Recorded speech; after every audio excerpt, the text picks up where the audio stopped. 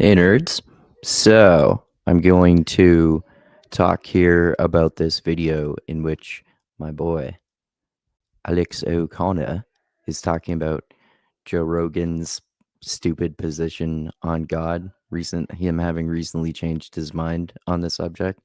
And oh yeah, I forget to mention in the description for this video there should be an Amazon link, and if you use that to buy anything at all, it'll give me a little kickback at no extra cost to you. So do that and check out my Patreon link if you want to give me money, and definitely subscribe. That helps out more than anything else.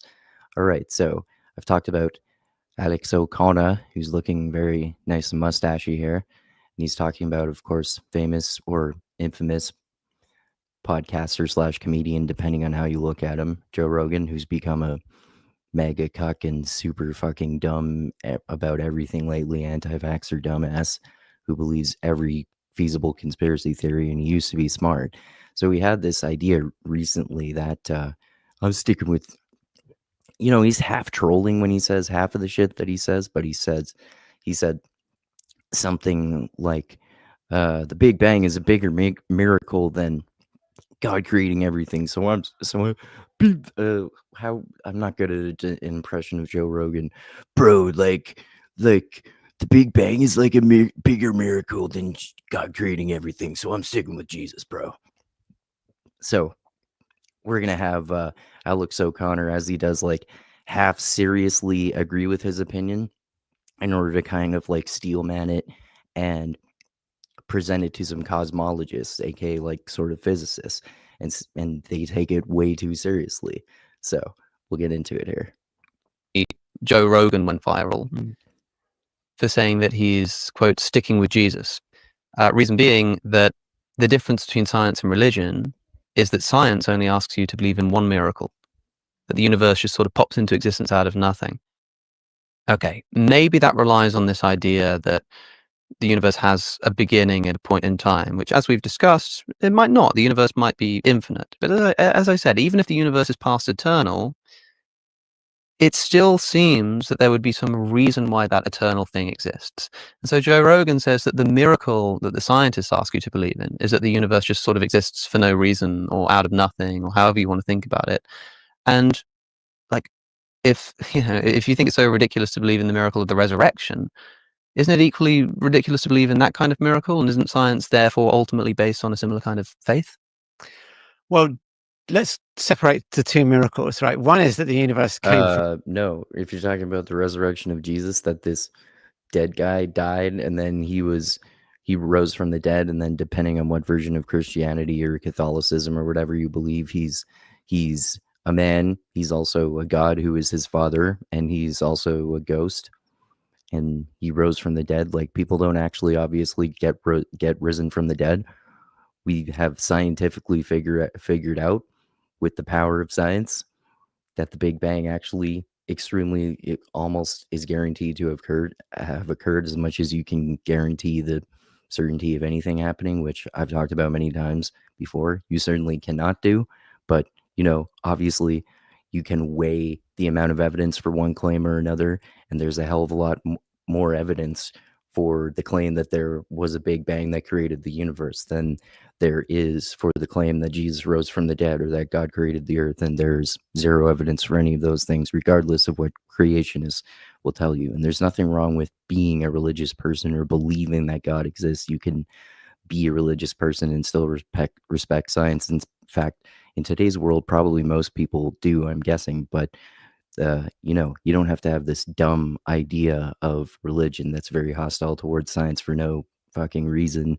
And this like science versus religion thing is kind of a false dichotomy anyway. But we're going to get into their analysis of this argument here. Nothing. And I think we can say for sure that we don't know that to be true. It's not impossible. Valenkin has this interesting idea, but as we explored, there are lots of interesting ideas, and we have to embrace the uncertainty. I think that's kind of the theme of the book, is when people tell you, the universe came from nothing, or it had a beginning, or all kinds of ideas, embrace the uncertainty, because we don't know, right?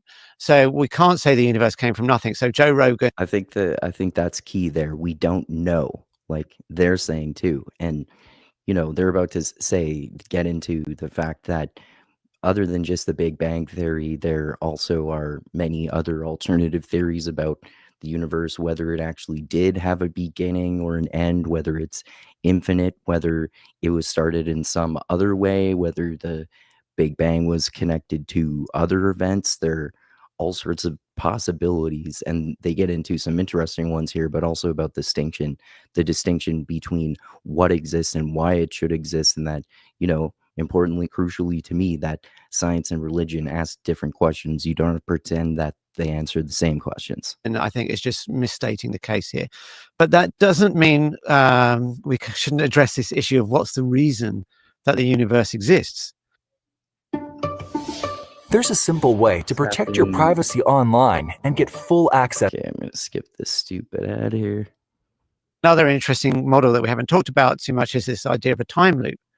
And interestingly, this would say yeah, it's interesting. I mean, he's about to get into it, but many people have heard of it before, right? This idea that the universe is infinite. We're in this infinite time loop of it beginning and then going to its conclusion and then ending and then restarting again. There's a really awesome Isaac Asimov short story about that called The Last Question, and it's about humans literally trying to do everything they can to survive literally forever, including the inevitable heat death of the universe in trillions of years. And they can't survive because they ultimately cannot become metaphysical, but it would be spoiling it. But there's also an AI, and they're basically one of the things that's revealed is that there's basically been an endless cycle of beginnings and endings of different universes for various different technological reasons that were believed to be scientific reasons. And makes you think of that Arthur C. Clarke quote. I think it's something like, any technology sufficiently advanced will seem like magic, especially those people in the past. Like any of the modern technology, a lot of it that we have now, like a tablet or a phone or something, people would think it's magic in the past. We can only imagine what things are going to be invented in the future, but we can also exaggerate that stuff. And then if we're talking about science fiction, they get some stuff right, and then some stuff they're way off, and they can't even anticipate ways that the world will change or that things that won't exist. So these are all very crucial similarities and differences. It also challenge our notions of cause and effect, right? Because what's the cause and what's an effect if we're on a loop in time? And William Lane Craig said that this was a desperate attempt by atheists to avoid God. But what he didn't know is that Richard Gott, who came up with this model, was actually a believer. Mm-hmm. So the question might still be, well, why does the universe exist? And yeah, that's funny, right? That sounds like religion. Yeah, well, I'm religious, and it's actually a scientific theory. It just sounds like way to you because I don't know. I'm assuming it was calculated mathematically, and you can use that as an excuse for like numerology, saying the ancient Egyptians were actually a civilization from Atlantis because of this correlation between this angle of this vertex on the Great Pyramid in connection with this constellation or some kind of shit. But obviously there's much more of a Prots test to actual scientific or physical theories, as in series in physics. I think what we can do in cosmology is not necessarily to answer these really big questions. I mean, that's for philosophers. And what cosmologists want to do is push the envelope of our knowledge. So we've got a point, the Big Bang, where our knowledge currently sort of stops. And what cosmologists want to do is push beyond it. And that's the battle. But I don't think that's going to give us answers to, why does the universe exist? I mean, you can try and make inferences about it. Like if we look at the Vilenkin tunneling from nothing model, you could say the universe exists because the laws of physics exist. And maybe the laws of physics are necessary. Maybe they just couldn't be anything other than what they are. So if you're looking for the necessary thing, maybe it's not God, maybe it's the laws of physics. And I kind of like that better than God, because we know the laws of physics exist in some sense. Now, exactly in what sense they exist, that's the thing for debate. But I like that better than God, because I think, maybe what people are discovering are the laws of physics, and science is learning more and more about the laws of physics. And as Alex is about to get into a little bit here, he's basically almost about to paraphrase one of the quotes of Neil deGrasse Tyson, who isn't necessarily really a scientist. He's more of a scientist communicator with a science degree, but you know, he has this statement about the God of the gaps, you know, right? Like that it's endless. We're endlessly figuring out more and more of science, and then we're figuring out more of the laws of about the laws of science and how the universe works, and then the room for God, as in like scientific proof of God, so to speak, that we haven't figured out with science, gets smaller and smaller. This gap gets smaller, right?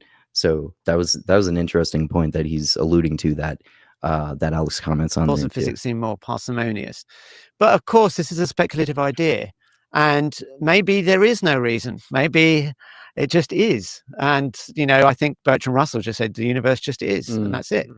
So I don't think cosmology is going to settle those questions, but what it can do, what we hope it will do. It's entirely possible, right? Does there need to be a reason that the universe existed? If there is no God, then was the universe created for no reason?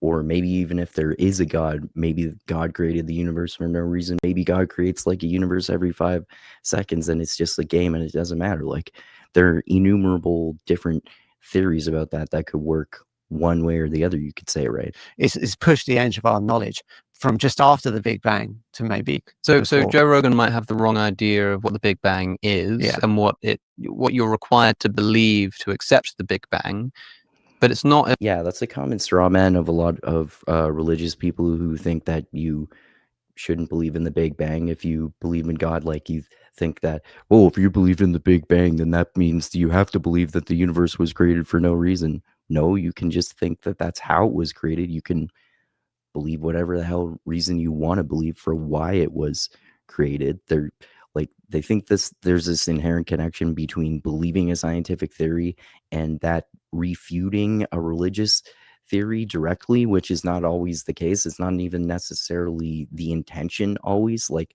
I don't think people had that in mind when they figured out the theory of the Big Bang.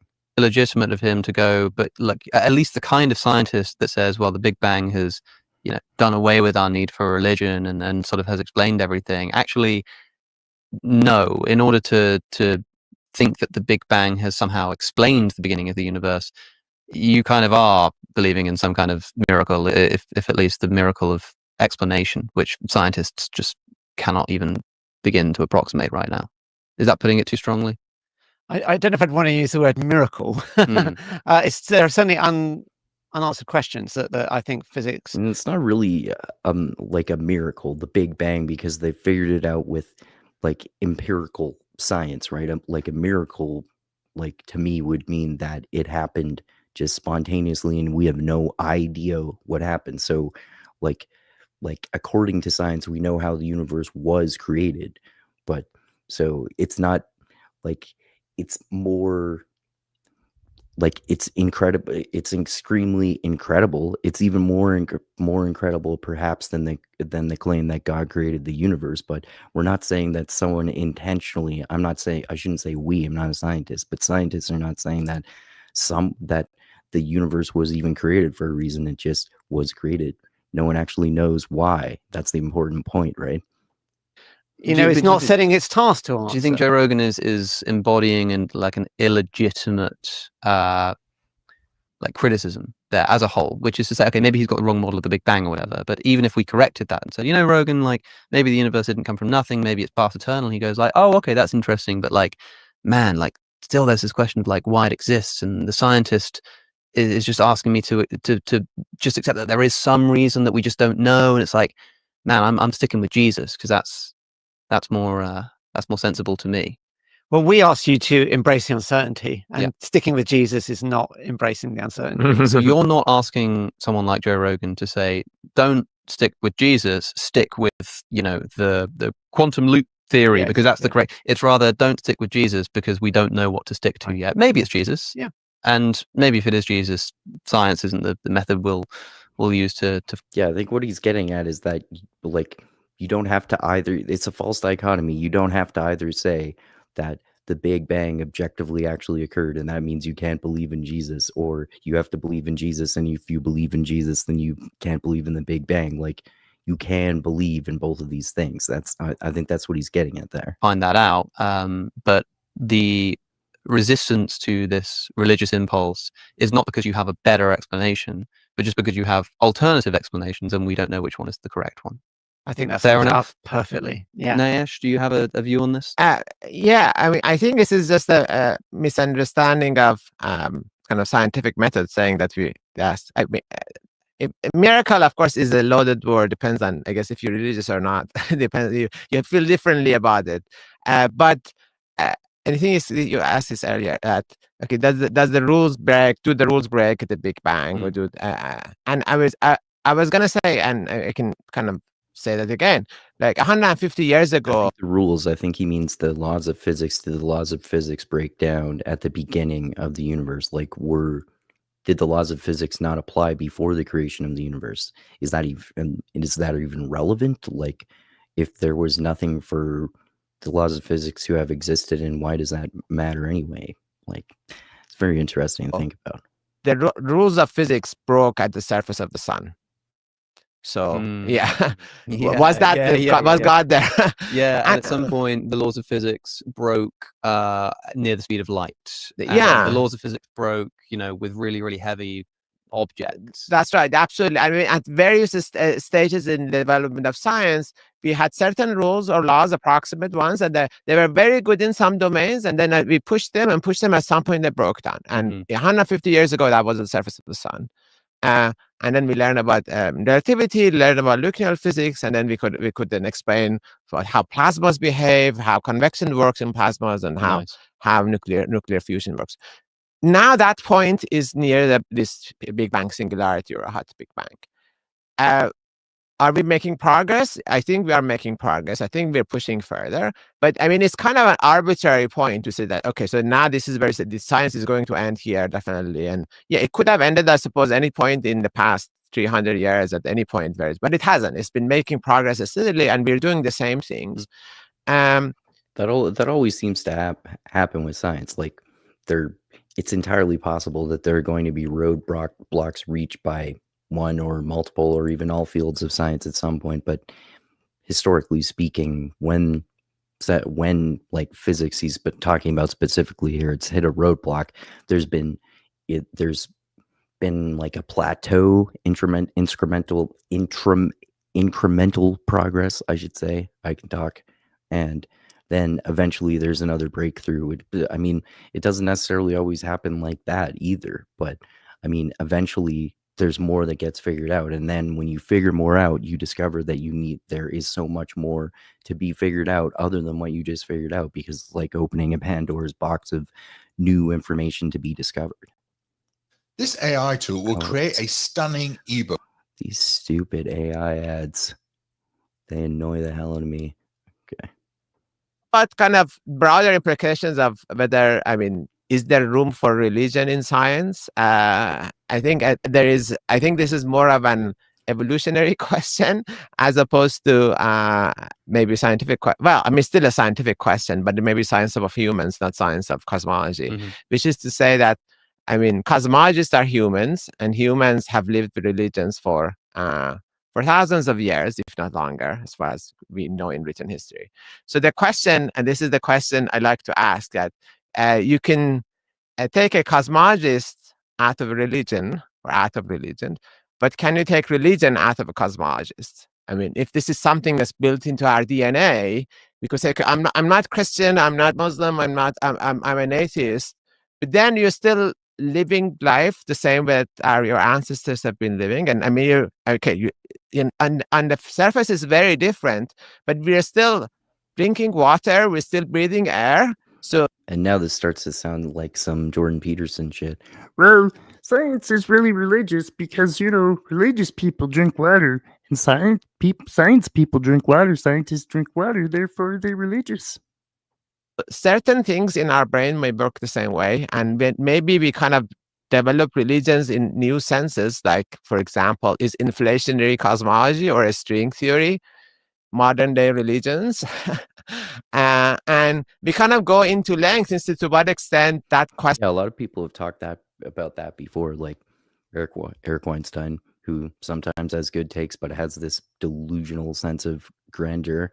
He's very good when he's criticizing IQ, but And you know, if I understand correctly, string theory has a hell of a lot of problems, but also Eric Weinstein is kind of a fraud paid by Peter Thiel to sell disinformation, and he doesn't actually know that much about the like his supposed quantum field theory, or no, not quantum field theory, that's an actual theory of geometric unity, his theory of everything. If you look at the way scientists actually look at it, then he doesn't know what he's talking about. Like there's that infamous debate between him and the actual physicist Sean Carroll, in which he analyzes it.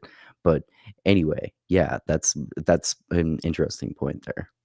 And even meaningful, right? That maybe in some sense there are similarities, but then also there are differences. I mean, where we do make connections to experiments or nature, we pose kind of testability or falsifiability as a criterion. Maybe that's where we try to distinguish ourselves. But I mean, this is a very fuzzy kind of gray area, exactly where science becomes religion or vice versa. So it's but I think this is that's one thing that I think religion, as much as we may want to distance ourselves from ancient religions, I think this is part of our society, and it may show up in different guises in terms of dogmas or in like it is true from, you know, from what we've discussed before with like moral foundations theory, that of people like that proposed by people like Jonathan Haidt, moral/social psychologists, that, you know, religions kind of evolved because they're a way of societies binding together during difficult times. It's good for binding societies together, for us to cooperate as a species. So in that sense, people think religiously and we get ideological about stuff. And in that sense, Nietzsche was right about the death of God. Basically, people becoming more secularized during the Enlightenment, leading to people looking for becoming religious about other things. And you could say nowadays people are like fucking literally culty as fuck about politics, obviously, right? In terms of the way we build communities, like I mean, religion has been used to build communities for thousands of years, and we build communities among scientists. Are we using similar practices? Yeah, right? like science is not immune from dogma. This is the point. And in fact, we were just talking before we shot about how, is it chapter 10 of the book that talks? That's why, like I've said many times before, post-structuralists like Foucault, and not just post-structuralists, definitely have a point when they talk about the fact that science can be very dogmatic. And that's why people have a point when they talk about the fact that, you know, like, for example, that scientists used to all believe that the earth was flat, and that the sun revolves around the earth. And yes, scientists can all be wrong about something. However, most of the time, most scientists are mostly correct about things, which is why conspiracy theorists shouldn't let conspiracy theorists getting away with talking about that, because they use it as an excuse to peddle literally every conspiracy theory ever. Like, people are trying to kill us with vaccines, or like the trans people are out to get us, or the Democrats are still somehow supporting a deep state, and that's why the Epstein files haven't been released. Yeah, it's about like the relationship to religion and science, and you want to ask the question, like, as if I just asked to you, Phil, sort of, well, is there place for religion within, or is there space for cosmology within religion? You know, does cosmology sort of fit within this religious picture? The question you want to ask there, Nayesh, is, you know, is there space for like religion in cosmology? Right. At least those elements of religion which involve dogma and faith and belief without evidence, like, that can occur in science too. And the history of science is littered with people who are unable to accept consequences of particular ideas because of essentially dogmatic assumptions. Famously, Einstein's blunder. I talk about that a lot on my show. Ironically, maybe he was right, you know, in a way he didn't realize. But the idea that, you know, his theory of general relativity showed that the universe had to be like, well, he believed that the universe was eternal and static.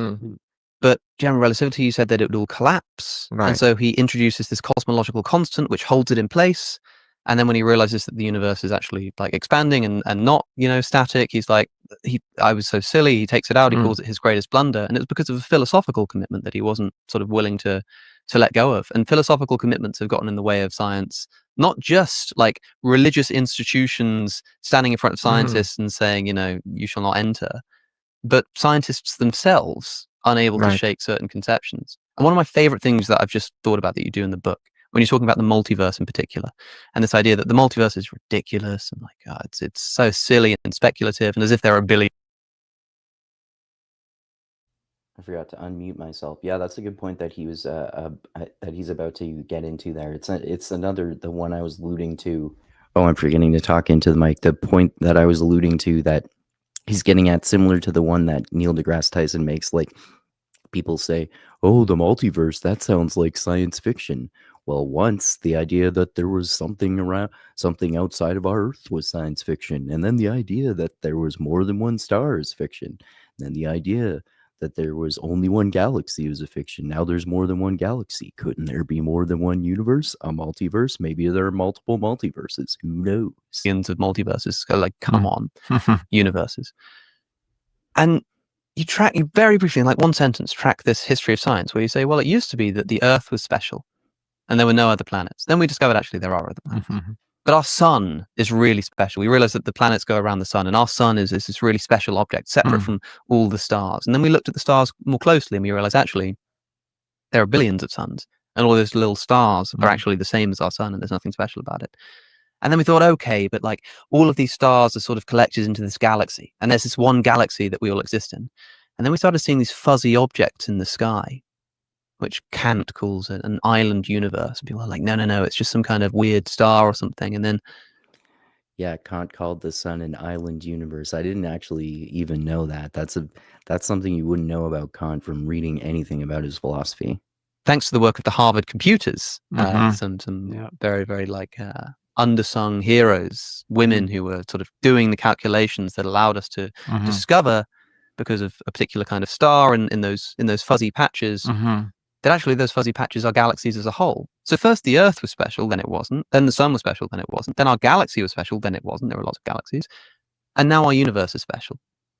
Where's this heading? You know, I don't want to extrapolate unfairly, but the beginning of the universe wasn't special either, and the ending of this one won't be either, because the universe endlessly begins and ends in an endless cycle, or, you know, any number of variation. Maybe the universe is infinite, and there's something bigger than the universe. There's like a multiverse, and universes are winking in and out of existence all the time in the multiverse, or anything like that, or even more complex than that, right?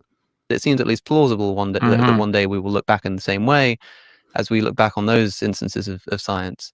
And people who are unwilling to accept that as a conclusion may just be beholden to philosophical ideas. Not to say that you have to accept it's true, but if you are just unwilling to entertain its plausibility because it's just ridiculous, think how many times that has been said about so many scientific ideas, to the extent that scientists have been like laughed out of the room. The first guy to like look at the continents and think, you know, it kind of looks like the Americas slot into like Africa and Europe, laughed out of the room, you know? Right. Yeah. And yet we now know that to be the case. Yep. Oh, that's another ad. All right. Yeah, that's really interesting as always. You know, Alex O'Connor philosophizing about science and the beginning and end of the universe and the Big Bang in comparison to God creating the universe and Jesus's resurrection. But more interestingly, I think the idea of the multiverse and this idea that, you know, we used to think our planet was, we used to think, you know, one part of whatever, one little country or whatever we were on, or before that our tribe is special, and then our village, and then our country, and then our planet, and then our galaxy, and and then our universe. Maybe they're like he was getting to at the end there. I think it's, you know, interesting to think about, is there an infinite universe? Is there a multiverse? Are universes winking in and out of existence all the time? Did the universe begin? Will it end in inevitable heat death, or will it end and then restart, because the universe starts and ends in an endless, infinite cycle of beginnings and endings? All right. Check out my Patreon, buy something on Amazon with my Amazon link. If you're buying anything at all anyway, buy it through there and you give me a little kickback, and subscribe to the channel, like, hit, share. All right. Thanks, everyone. Adios until next time.